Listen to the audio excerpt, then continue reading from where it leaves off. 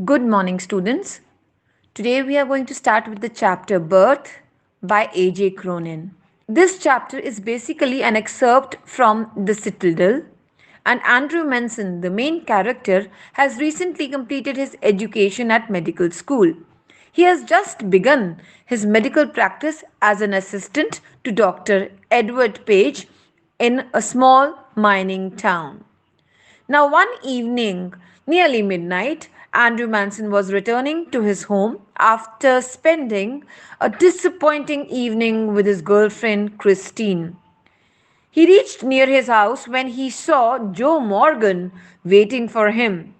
Now, Joe Morgan's wife, needed immediate medical attention as the couple was expecting a child after lot many years of marriage. After 20 years of marriage, Joe Morgan and Susan Morgan were expecting their child, so it was definitely a precious child.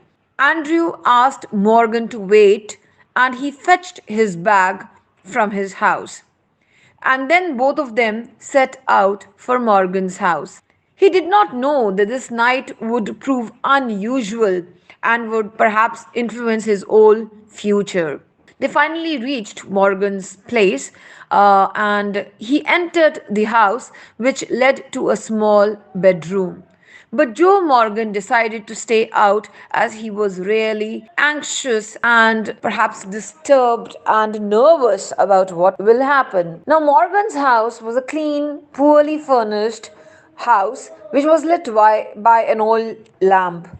There was a patient lay on bed, and Mrs. Morgan's mother and an elderly midwife was beside Susan Morgan. He examined the patient and understood that there would still be some time of waiting. But Susan's mother never wanted the doctor to leave, so she offered him a cup of tea. Both of them came down to the kitchen to sip tea. Morgan was definitely waiting, moving outside for any news to come. Andrew Manson was definitely tired after the meeting, but he tried to probably hide his true feelings which he had with his beloved Christine that evening, and decided to stay there. While sipping tea, he had thoughts on marriage. After an hour, he went upstairs and noted the progress made. Susan Morgan's mother was watching his face intently, and she could understand that the man was lost in his own thoughts. Branwell, who was deceived by a woman, probably was there in his mind, and he could also think of his immediate boss, Dr. Edward Page, who also was not happy in his marriage, and Blodwin also was living unhappily apart from wife. So all these examples probably made him conclude that all marriages are basically failures. And then came the thought of Christine, with whom he probably had the same issue, which led to disappointment. He wished to consider marriage as a pleasant state and then began thinking of Christine for a long time. He then heard the woman's voice and told that Susan had asked her to convey this to the doctor, that she should not be given chloroform as it would harm the baby, and anesthesia could probably harm a baby, so the mother was actually concerned. But Andrew answered that anesthesia won't harm. Now, Andrew looked at the clock, which showed 3:30, which was a long wait. He then went to the bedroom. Now, definitely it was time for the actual thing to be done. An hour's struggle it was, a harsh struggle at dawn, and the woman finally gave birth to a still child. He gazed at the lifeless form and he shivered with horror, because he had actually promised the family that he would make the woman and child, both of them, safe. Andrew looked at the mother, who was in a desperate state and definitely needed immediate attention. Andrew's desire was to bring the child back to life, and his obligation towards his mother. The dilemma was finally solved when he gave the child to the nurse, turned his attention to the mother, who was faint, pulseless, no strength, and then Andrew made efforts to restore her. Gradually, her heart strengthened out of danger. Midwife was definitely frightened to see the child's condition.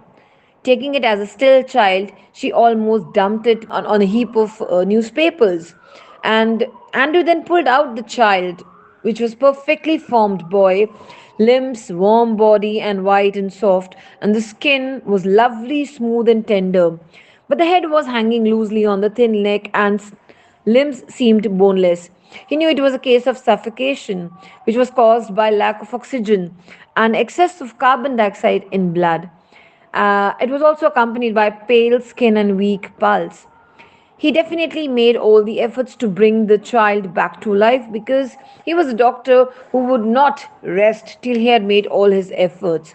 He suddenly remembered one case which he had seen in the Samaritan in the treatment that has been used. He ordered the nurse to get him hot and cold water basins. He laid the child upon the blanket and began a special method of respiration. Splashed cold water in one and lukewarm in the other. And 15 minutes passed, but there was no sign of breath, and a sense of hopelessness came to the doctor. Midwife, in the meanwhile, watched that with an alarming face. And she said, "For God's sake, doctor, it is stillborn." So she had already taken it for granted that the child was stillborn and hence could not survive anymore, obviously. Andrew paid no attention to it. And but he persisted in one last effort. He rubbed the child with a towel, crushed, relaxed the little chest with both his hands, doubled his effort, but the child was now gasping.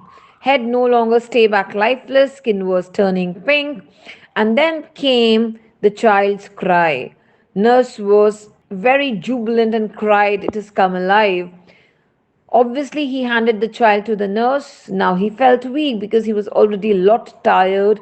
The room was in a mess. There was water all over. Mother was still under the effect of anesthesia. And the old woman stood against the wall. Susan's mother, perhaps she was praying with her lips moving in an inaudible prayer, thanking God. And Andrew finally came out of the house and told Joe that both were all right. Then he walked away. Now, under that morning sky, he could see a few miners and he was thinking, "I have done something real. Oh God, I've done something real at last." Thank you, all of you.